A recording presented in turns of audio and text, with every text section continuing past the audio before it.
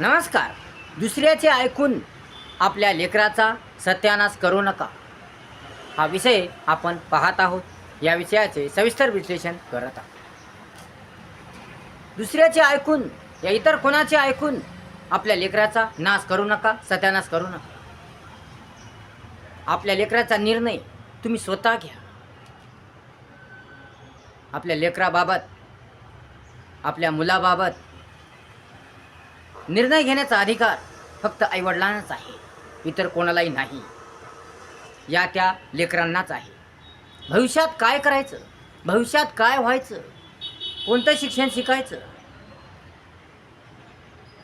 या डॉक्टर व्हायचं, या इंजिनियर व्हायचं, या वकील व्हायचं, या शेतकरी व्हायचं, या शिक्षक व्हायचं, या काय काय व्हायचं, याचा निर्णय घेण्याचा अधिकार आईवडिलांनाच आहे, या त्या मुलालाच आहे. म्हणून आपल्या लेकराबाबत निर्णय घेण्याचा अधिकार इतर कोणाला देऊ नका. आपल्या लेकराबाबतचा निर्णय स्वतः तुम्ही घ्या. म्हणून इतरांचं ऐकून, या दुसऱ्याचं ऐकून, या कोणाचं ऐकून आपल्या लेकराचं नुकसान करू नका. कारण आपल्या लेकराची परिस्थिती, स्थिती आपल्यालाच माहीत असते, आईवडिलांनाच माहीत असते, इतर कोणालाही माहीत नसते. म्हणून ज्यांनी जन्म दिला, ज्या आईवडिलांनी आपल्या लेकराला जन्म दिला, म्हणून त्याच आईवडिलांना आपल्या लेकराबाबत निर्णय घेण्याचा अधिकार असतो. म्हणून इतर कोणालाही अधिकार नसतो. मामा असो, या भाऊ असो, या कोणीही असो, कोणालाही त्या लेकराबाबत निर्णय घेण्याचा अधिकार नसतो, इतर कोणालाही नसतो. म्हणून आपल्या लेकराचं तुम्हीच ऐका. आपल्या लेकराचं आपणच भलं केलं पाहिजे.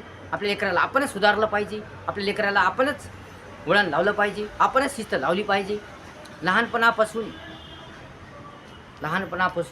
आपल्या लेकराला आपणच शिस्त लावली पाहिजे, वळण लावलं पाहिजे, चांगले संस्कार शिकवले पाहिजे, लक्ष दिलं पाहिजे, वेळ दिला पाहिजे, त्यांचे प्रश्न समजून घेतले पाहिजे, त्यांच्या समस्या समजून घेतल्या पाहिजे, त्यांच्याकडे लक्ष दिलं पाहिजे, त्यांना पुरेसा वेळ दिला पाहिजे. त्यांच्या मनात काय आहे, त्यांचे प्रश्न काय आहेत, त्यांना काय म्हणायचं आहे, याचा निर्णय घेण्याचा अधिकार आईवडिलांनाच आहे.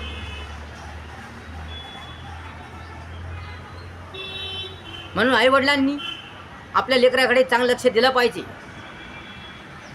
त्यांच्यासाठी जास्तीत जास्त वेळ दिला पाहिजे.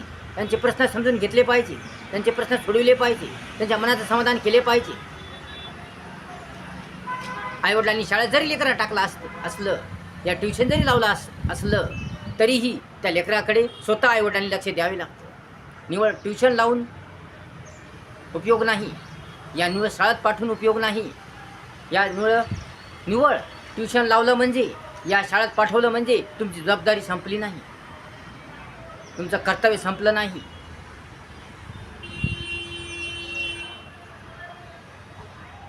केवळ शाळेत पाठविल्याने, या ट्युशनला पाठविल्याने तुमचं कर्तव्य संपत नाही. जसा तुम्ही जन्म दिला तसं तुम्हाला त्या लेकरांचं पालनपोषण करावं लागतं, त्या लेकराला लक्ष द्यावे लागतं, त्या लेकराला शिस्त लावी लागते, त्या लेकराला वळण लावे लागते, त्या लेकराला संस्कार लावे लागतात. काय चुकीचं आहे, कोणतं बरोबर आहे, कोणतं योग्य आहे, कोणतं अयोग्य आहे, कोणतं वाईट आहे, कोणतं चांगलं आहे, हे सर्व काही त्या लेकराला समजून सांगावं लागतं. त्या लेकराला चांगलं मार्गदर्शन करावे लागतं. त्या लेकराकडे वेळ देणे, जास्त वेळ देणे, त्या लेकराच्या होणाऱ्या चुका लक्षात घेऊन त्या सुधारविणे, लेकराला शिस्त लावणे, वळण लावणे, त्यांच्या प्रश्नाचं उत्तर देणे, त्यांच्या समस्या समजावून घेणे, त्यांच्या मनात काय ते समजावून घेणे, त्यांचे प्रश्न सोडवणे, त्यांच्या मनात समाधान करणे, त्यांच्या सर्व गोष्टीकडे लक्ष देणे, ही आईवडिलांचंच कर्तव्य आहे, आईवडिलांची जबाबदारी आहे. म्हणून आईवडिलांनी आपल्या लेकराकडे दुर्लक्ष करू नये. आईवडिलांनी स्वतःच्या स्वार्थासाठी, या स्वतःच्या कामासाठी या लेकरांकडे दुर्लक्ष करू नये. तर या लेकराकडे लक्ष द्यावे. लेकरांसाठी 1-2 घंटे तरी वेळ द्यावा. त्यांना फिरायला न्यावे, त्यांना काही समजून सांगावे, त्यांना जीवनाविषयक माहिती सांगावी, जीवन कसं आहे, कसं जगायचं असतं.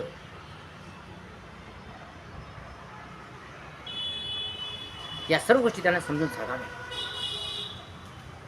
म्हणून आईवडिलांचं कर्तव्य आहे, आईवडिलांची जबाबदारी आहे. म्हणून आईवडिलांनी लक्ष देणे आवश्यक आहे. केवळ पैसा लावला, या केवळ पैसा दिला, या केवळ शाळेचं साहित्य घेऊन दिलं, शाळेचं सामान घेऊन दिलं, हे जे लागणार त्या वस्तू दिल्या, या खायला प्यायला दिलं, या ट्युशन लावलं, या शाळेत पाठवलं, या चांगल्या शाळेत टाकलं, हे चांगलं ट्युशन लावलं, यावरून त्या आईवडिलांची जबाबदारी संपत नाही, यावरून त्या आईवडिलांचं कर्तव्य संपत नाही. तर त्या आईवडिलांनी स्वतः त्या लेकरांकडे लक्ष द्यावे लागते, वेळ द्यावा लागतो. त्या लेकरांचे प्रश्न समजून घ्यावे लागतात, त्या लेकरांच्या समस्या समजून घ्यावे लागतात. शाळेत टाकलं म्हणून काम संपलं नाही, तर त्या शाळेत जावं लागतं. लेकरू काय शिकत आहे, लेकरू कुठं जात आहे, लेकरू नीट अभ्यास करतो की नाही, लेकरू सरळ रोज शाळेत जातो की नाही, लेकराबाबत सरांच्या कोणत्या तक्रारी आहेत का, आपलं लेकरू वर्गात काय करतो, धिंगाणा करतो का, भांडण करतो का, अभ्यास बरोबर करतो की नाही, त्याला किती मार्क पडतात, किती गुण पडतात, त्याची प्रगती कशी आहे, त्याचा प्रोग्रेस कसा आहे, त्याची स्थिती कशी आहे, परिस्थिती कशी आहे, याकडे लक्ष देणे आवश्यक आहे. आईने सुद्धा, वडिलांनी सुद्धा लेकराच्या सर्व गोष्टीकडे लक्ष देणे आवश्यक आहे. लेकराच्या प्रत्येक गोष्टीकडे बारकाईने लक्ष देणे आवश्यक आहे. त्याला समजून घेणे आवश्यक आहे, त्याला समजून सांगणे आवश्यक आहे, त्याला वेगळ्या गोष्टीची जाण करून देणे आवश्यक आहे.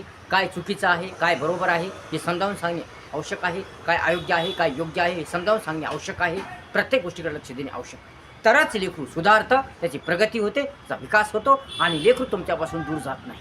पण त्या लेकराला वाटतं की आईवडिलांनी आपल्याकडे भरपूर लक्ष दिलं, आपल्यावर माया तर केलीच, आपल्याला पैसा लावलाच, आपल्याला चांगली शाळेत पाठवलं, ट्युशन लावलं आणि स्वतः आईवडिलांनी आपल्याकडे लक्ष दिलं, आपला अभ्यास घेतला, आपल्याला वेळ दिला, आपल्या सर्व गोष्टी समजून सांगितल्या, आपल्या प्रश्नाचं समाधान केलं, आपल्या समस्याचं समाधान केलं, असं त्या लेकराला वाटतं. आणि म्हणून त्या लेकराला तुमचा अभिमान वाटतो, आपल्या आईवडिलाचा अभिमान वाटतो आणि लेकराला आदर वाटतो, लेकराला सहानुभूती वाटते आणि लेकराचं प्रेम तुमच्यावर टिकून राहतं, सतत जीवनभर टिकून राहतं आणि ते तुमच्यापासून दूर जात नाहीत.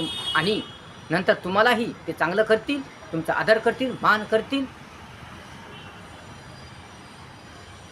तुमचा सन्मान करतील, जागोजागी तुमचं नाव होईल, तुमची कीर्ती होईल, सतत तुमचंच नाव निघेल.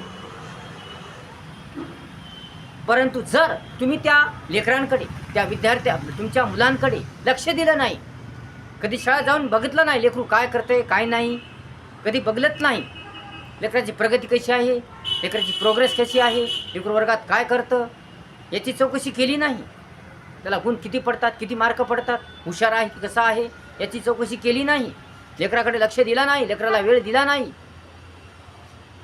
लेकराला कुठं फिरायला नेलं नाही, लेकराच्या प्रश्नाचं समाधान केलं नाही, लेकराच्या समस्या समजून घेतल्या नाही, लेकराच्या मनात काय आहे, त्यांना काय लागतं, कशाची गरज आहे, कोणती तक्रार आहे, कोणत्या समस्या आहेत याकडे लक्ष दिलं नाही, कोणत्याच बाबतीत लेकराची काळजी घेतली नाही, केवळ पैसा लावला, ट्युशन लावलं, शाळेत पाठवलं, खायला प्यायला दिलं, बस एवढंच केलं आणि नंतर पुन्हा आपल्या कामात गुंतून राहिली, मोबाईलमध्ये गुंतून राहिली आणि लेकराकडे वेळ दिला नाही, जरासाही वेळ दिला नाही, तर मात्र लेकरू तुमच्यापासून दुरावतं.